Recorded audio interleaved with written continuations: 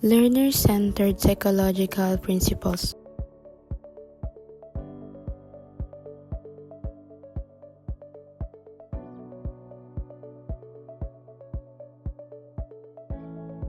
Good day everyone, good day Coach Jude. I am Shika Yaman from Beautiful Garments Fashion and Designs. And today we will be discussing about the nature of the learning process, goals of the learning process, and the construction of knowledge. So first we have the nature of the learning process. When we say the nature of the learning process, it is learning is active where students connect new ideas to that so that they already know. Second, goals of the learning process, which means learning aims to build knowledge, skills, and critical thinking for real-life use. And lastly, construction of knowledge, where learners create understanding by linking new informations with prior experience. Good day, Coach Jude. Good day, everyone. My name is Farena Julaili from BTV GFD. My topic is about learner-centered psychological principles and cognitive and metacognitive factors 4 to 6, which is the strategic thinking and thinking about thinking and context learning. Learner-centered psychology's principles are about focusing on the student in learning. They shift the emphasis from the teaching of the teacher to the learner as a thinking, feeling, and developing is important because you can foster lessons that are worthwhile, engaging, and develop every learner. Fourth is strategic thinking. This involves the ability to use a variety of learning and problem-solving approaches and to choose the most effective strategy for a given task. It's about knowing how to learn and apply knowledge. Fifth is thinking about thinking. This is the ability to monitor and regulate one's own thoughts, processes. It's about being aware of how you are learning. Six is context of learning. This means what, where, how, and with whom learning happens, affects the learning processes. The context or environment includes culture, technology, instructional practice. Hello everyone, my name is Gemma Dimagasa and I will be discuss about motivational and effective factors in learning. And there's have the three motivational and effective factors in learning. And the number one is a motivational and emotional influence on learning. Motivation determines what and how much is learned. A motivated learner is willing to invest time and energy in studying, while a less motivated one may give up easily. Emotions strongly affect this process. For instance, mild anxiety can sometimes help learners stay alert and focus on a task, but too much anxiety, panic, or insecurity usually has the opposite effect. Positive emotions such as curiosity, excitement, or pride make learning more enjoyable and effective. Meanwhile, constant worries about failure, punishment, or ridicule weaken motivation and can lead to poor performance. This shows that teachers and parents must also pay attention to the emotional well-being of students, not just their academic process. And the number two is the intrinsic motivation to learn. Intrinsic motivation is the natural drive to learn because of personal interest, curiosity, or the satisfaction of gaining new knowledge, unlike extrinsic motivation which depends on rewards or recognition. Intrinsic motivation comes from within the learner.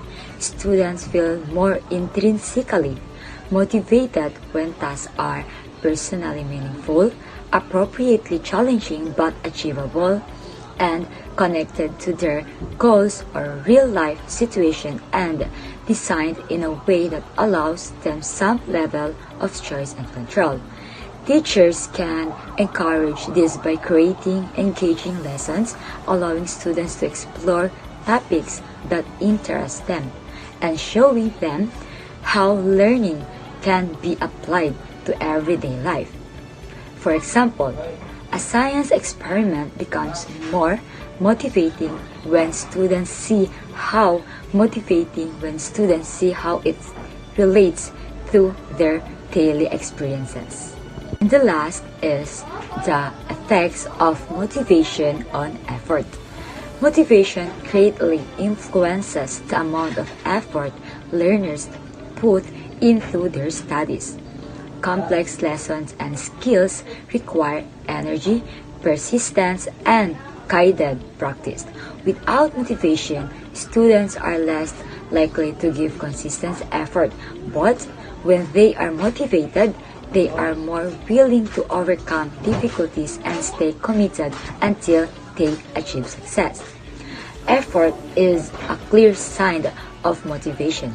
Students who are motivated tend to focus more, practice longer, and look for ways to understand lessons better. Educators can support this by using strategies that make learning purposeful and engaging. Activities that spark curiosity, provide encouragement, and connect lessons to real-life problems can inspire students to give their best efforts. Hey Coach Jude, my name is Syra Jane Tingson Pawai from BTB10 GFT. So today I'm going to tackle about the development and social factor 2. Developmental and social factors. So what is development and influence on learning? So and the development influence on learning are the influence of a person, physical, intellectual, emotional, and social growth, like in early childhood educations.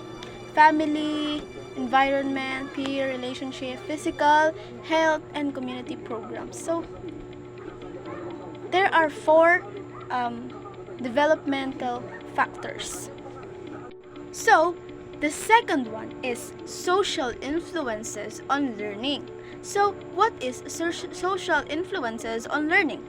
This includes supports and relationships such as family and teachers and collaborative learning environments, which promote understanding through interactions and discussions. So in theoretical frameworks like Vygotsky's social constructivism highlights that learning is most effective when supported by others. So there are 5 social influences that build or connects the social influences on learning, which is the supportive relationships, collaborative learning, social modeling, social environment, parental and community involvement. This completes everything in learning capacity of a person. A person develops with their mind, their soul, and their growth will always be humble. That's all. Thank you. Hey everyone, good evening Coach Jude. My name is Shireen B. Balateria and I'm going to report the individual difference factors in KA212 program under Republic Act 10,533. Individual difference factors. So, these factors is related to unique characteristics and needs of each student. This includes difference in learning styles, abilities, interests, and backgrounds. So, it recognizes and addressing this individual difference is essential for creating a learner-centered environment. Number 3, standard define what students are expected to learn, while assessment measure their progress. Because students have different strengths and weakness, assessment should be fair, flexible, and varied. This means using different types of evaluation like writing tests, project, or performance tasks to accurately measure each student's learning. The 3 of individual difference factors. Number 1, individual difference in learning. Every learner has their own way of understanding and processing information, like some learn best through listening, others by seeing or doing. Factors such as intelligence, motivations, interest, experience, and environment affect how a person learns. Number 2, learning in diversity. Diversity in the classroom includes difference in culture, language, religion, gender, socioeconomic status, and abilities. This difference shapes students' perspective and behaviors. Teachers should value and respect diversity by promoting inclusion, equality, and mutual respect. Number 3, standard and assessment. Standards define what students are expected. The K-12 program under Republic Act 10,533 or the Enhanced Basic Education Act of 2013 aims to improve the quality of education in the Philippines by making it more inclusive, learner-centered, and globally competitive. One of its main goals to address individual difference among learners by recognizing that each student has unique abilities, interests, and learning style. So, to the K-12 and 12 Republic Act 10,533, so it promotes inclusive education, meaning it values diversity and provides appropriate learning support for every student. The use of mother tongue based of multilingual education from kindergarten to grade 3. For example, recognize linguistic and cultural difference, helping children learn better in their first language. So